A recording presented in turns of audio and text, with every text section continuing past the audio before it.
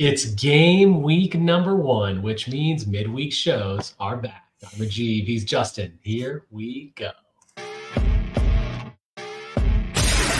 Welcome to the Bucky Report, your destination for all things Wisconsin Badgers. Authentic takes. Oh my God. Game analysis. Touchdown Badgers! Ring one up! And discussion from the fan perspective. Woo-hoo! Thanks for joining us and on Wisconsin. Welcome to the Bucky Report. We are your hosts, Rajeev and Justin, back together for the relaunch of our midweek episodes. The season is here. You're going to have midweek quick hit episodes from Justin and I all year. The resurgence of our 3 big things, where we kind of break down our keys to the game and, of course, our predictions. If you're new to the Bucky Report, this is going to be our weekly show. Hit the subscribe button, like, share, everything you need to do so you can know when we make new content. Justin, how you feeling? Game week 1 is finally here, man. Game week 1. It's also the day, it's opening day eve for us. Christmas Eve, basically the better way to say it, right? Yep, same thing. But I have like 37 Christmas Eves associated with apparently the college football season. We have National Signing Day, official visits, everything is a Christmas Eve for you. But let's get into this. The Bucky Report's 3 big things. All right, Justin, 3 big things for the Western Michigan game. I'll kick off number 1.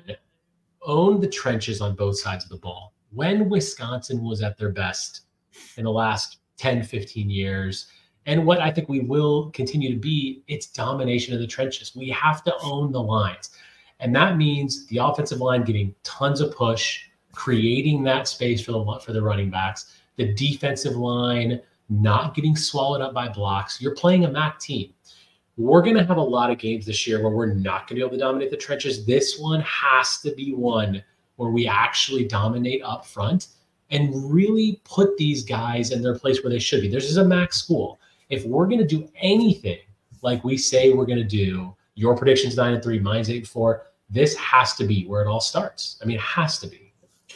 Yeah, I think that's exactly how I feel about that. I mean, it's in general for me. You and I discussed before the game or before coming on here that you had looked the part down for one of ours, and I'm kind of pushing back a little bit on. I asked you to change it because I wanted it to be Tyler Van Dyke, but it's overall the team has to look like if we're going to finish with the record that I've predicted, it's got to start to show early. It can't be one of those things where this team grows as much during the season.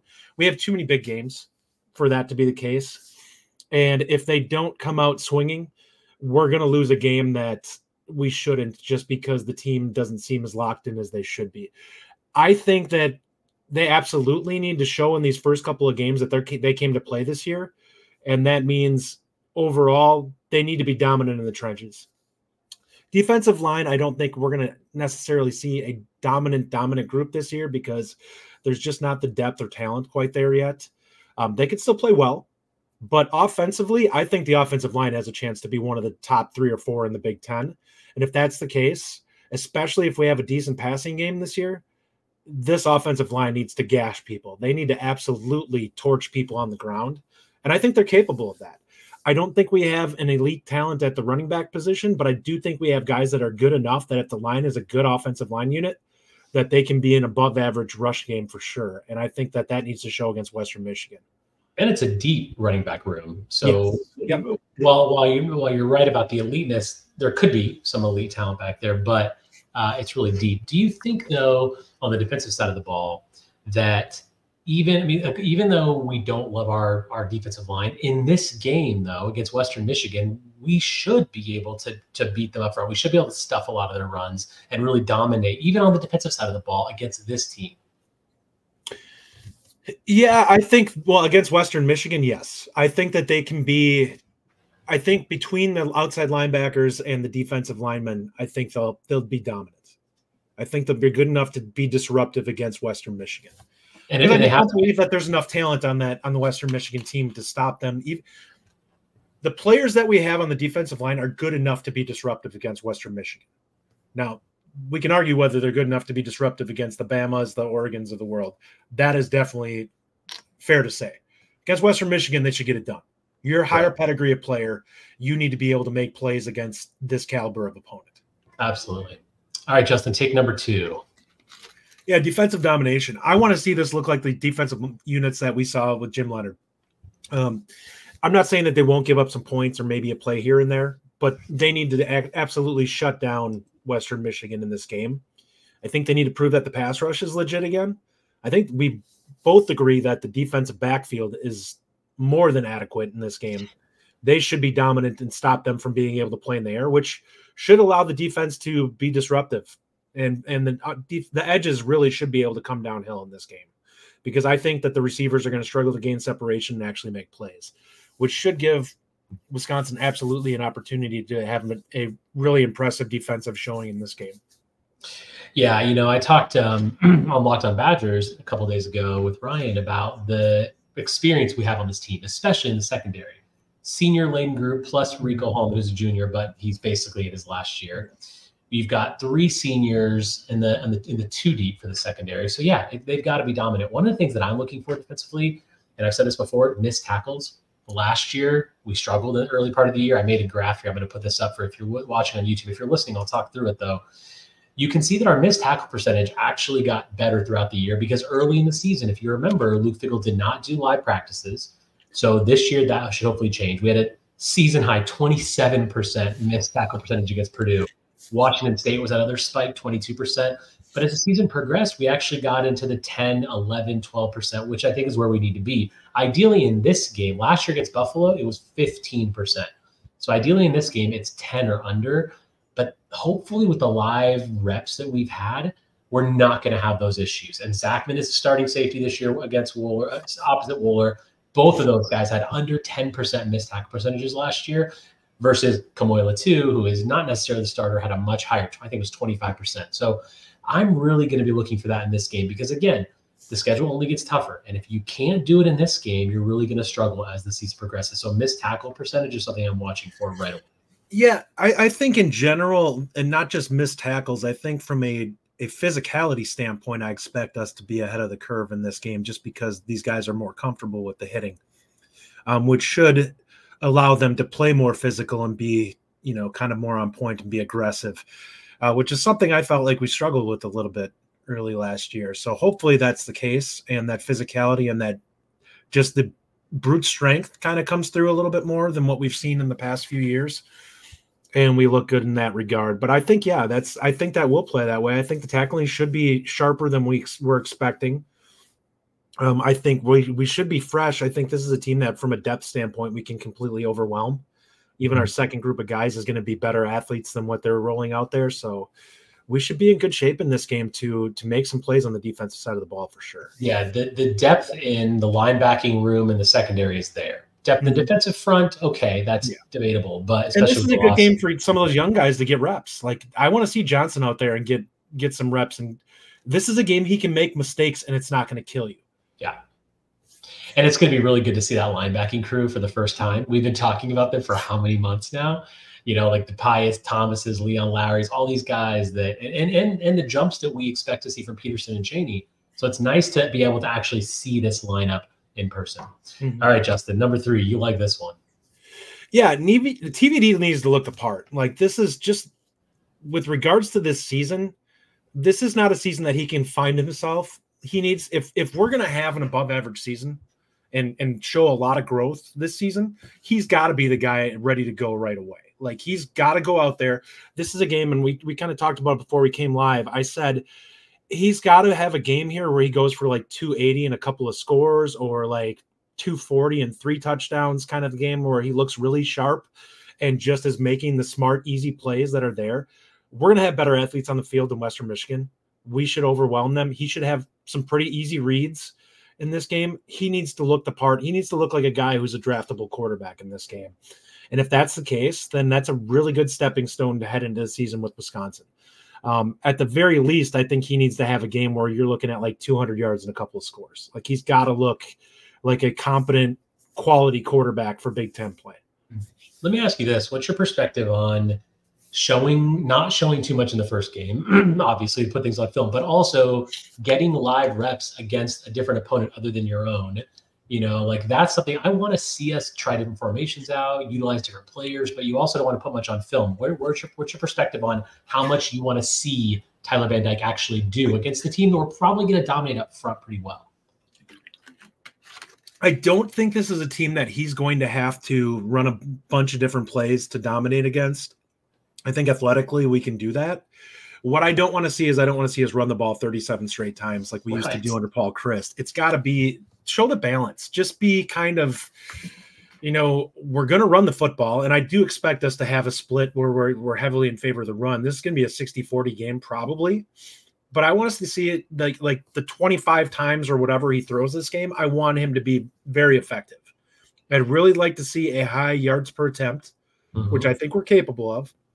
And I want to see production out of this where our receivers look good. I don't want to see us nickel and diming down the field. I don't want to see 8-yard completions. I want to see us get into the intermediate game and show some things because I think there should be room in those spots. Western Michigan's defense not going to overwhelm you athletically. There's going to be spots that you're going to be able to attack. He's got the arm to do it. So I think it's definitely something we could see. But I think we will be fairly balanced in that regard. There's going to be a lot of times where we probably run, especially late second half, where we start just leaning on the run game where it's like, all right, this game's dead. Let's go move on. But I think Longo's also the type of coordinator that even if we put in a reserve, like if Locke comes into the game, he'll still throw.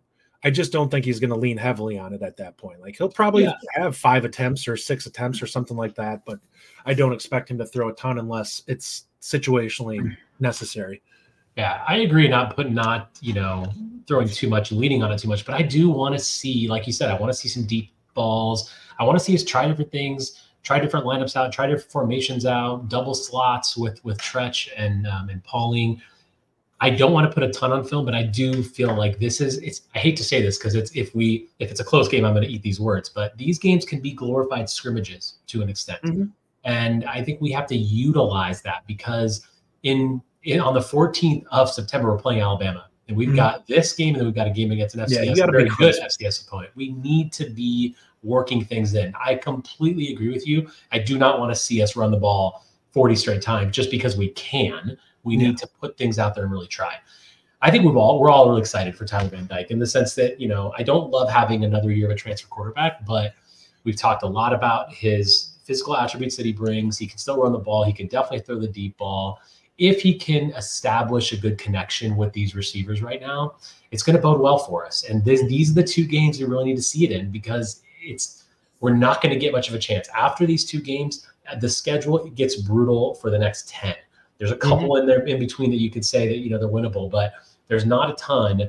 And this is our opportunity to get that done. So I'm very excited to see what Tyler Van Dyke can do. And can he be the guy that you mentioned yards per attempt? The other day I said that I want to see 9 in this game. Now, we averaged 6.6 last year. Tyler Van Dyke in his freshman season at Miami averaged 9. And in this particular game, there's no reason why we shouldn't see a 9 yards per attempt. Yes. I think it could even be double digits. Like if he's effective and the athletes play, like if Tretch and Pauling are getting free, I think you can definitely see a really high yards per attempt because I don't think we're going to throw a ton. But I think you can get to 200 yards in this game fairly easy if you get those guys loose in space. They'll gash some plays. So I think there's a possibility that they will be able to get a high yards per attempt. I don't expect that kind of thing over the course of the season. Agreed. But I absolutely expect it in games like this where he's going to be effective and show a high yards per attempt. Yeah, and you mentioned the fact that they're not going to overwhelm us athletically on the defensive side of the ball, which means that we should be able to get a lot of yards after catch as well, like you mentioned, especially from guys like Pauling and Tretch. They get open in space, they're on a slant pattern, they can be able to break some of those open. So I'm really looking for that yards per attempt as something that I want to see. So those are our 3 big things. Let me hide this here. Let's now get into our first official score predictions of the year. The Bucky Report predictions. All right, we got a late kickoff Friday night, 6 p.m. Pacific time, which is my time, 8 p.m. Central time. Justin, the line is was 24.5. It's now 23. So there's a lot of money obviously going on Western Michigan, which is fine by me. I like that kind of stuff. Give me a score prediction for the first game of the season. Yeah, I have this game at 42-10. I think if Wisconsin wants to have the type of season that we want to see with growth, this is the type of game you need to be dominant from start to finish. I don't, maybe a late touchdown where they get to that 10-point spot, but I would like to see the team go out there and absolutely just handle their business and guys to look the part like this is going to be a talented team. I think they're capable of that. I think we do have a lot of talent on this team in comparison to where we were last year. It just fits better what we want to do. And I think there's an opportunity for them to prove that in this game. Yeah, I mean, I do think we're going to cover, but I'm cautiously optimistic about that. My final score is 38-13. I think that we'll kick a field goal along the way. We're going to give up a touchdown. I don't really see how we're not going to do that, just because there might be an untimely turnover, things like that. But I wouldn't surprise me at all if we only won this game by 20. And I know that a lot of Badger fans, including myself and you, want to see us really blow these guys out. But it is week one. I think we need to keep that in perspective and know that a lot of these guys haven't played together yet, and they only played against each other in scrimmages. Anytime you have a new quarterback, regardless of how experienced your team is, there's still that learning curve associated with it. So I'm okay. Look, I want it to be a convincing win, most definitely. And if it's a tight game in the fourth quarter, I'm going to be furious, and we can't have. Oh, I will too. But this is a game we need to put up by 20 in the first half. Yeah, I mean, if we put up good points and we have a few hiccups along the way, it's okay. I think we're going to be able to see what this team can be depending on this performance, but there's a lot of growth that's going to come from this either way. But yeah, I mean, look, I'm just excited that football's back. We've been doing this show weekly since last year, and all summer it's like this grind of how many more days do we have into football season, and we're 1 day away. I mean, this is it. So tomorrow is kickoff, tomorrow night. Justin, you're overall looking at the season. You said we were going to be 9-3. I said we were going to be 8-4.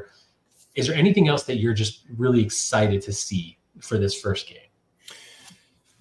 Yeah, I want to see the young guys get out there. Honestly, well, there's a lot of transfers that we're looking forward to too, but I want to see the young backs get out there and play. Dylan Jones. I want to see Xavier Lucas get out there. I want to see some of these. The 24 class, to me, there's a chance that it could go down as the best class that we've ever had. And if that has an opportunity for a lot of these young guys to be out there and play and be part of the depth this year, I'm not saying guys are going to take over starters, but guys who can go out there and get some reps and start getting rolling for next year. This is a group that I think has an opportunity to do that. And I would love to see it. I'd love to see the second string offensive line get out there with a lot of these freshmen, that it's not necessarily an opportunity. I want them out there starting, but if we can get into the third quarter and late third quarter or early fourth and see these guys out there, getting some reps in and getting some film for themselves to grow from, I think that'd be great for these guys. Yeah.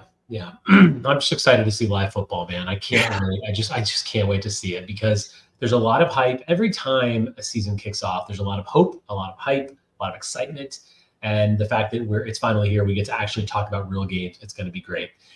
Go check out Locked On Badgers tomorrow night after the game. Justin and I will both be on the reaction show with Ryan Herrings. And of course, back here Sunday night on the Bucky Report to break down everything we saw from the week and a quick look ahead to our second game. Season's back. 3 big things. Check us out every week, midweek, for our quick, again, take keys to the game and our predictions. Let's hope for a big Badger win. With that, on Wisconsin. Thank you for listening. If you enjoy the show, subscribe to our YouTube channel at The Bucky Report or The Bucky Report Podcast from wherever you get your content. Until next time, on Wisconsin.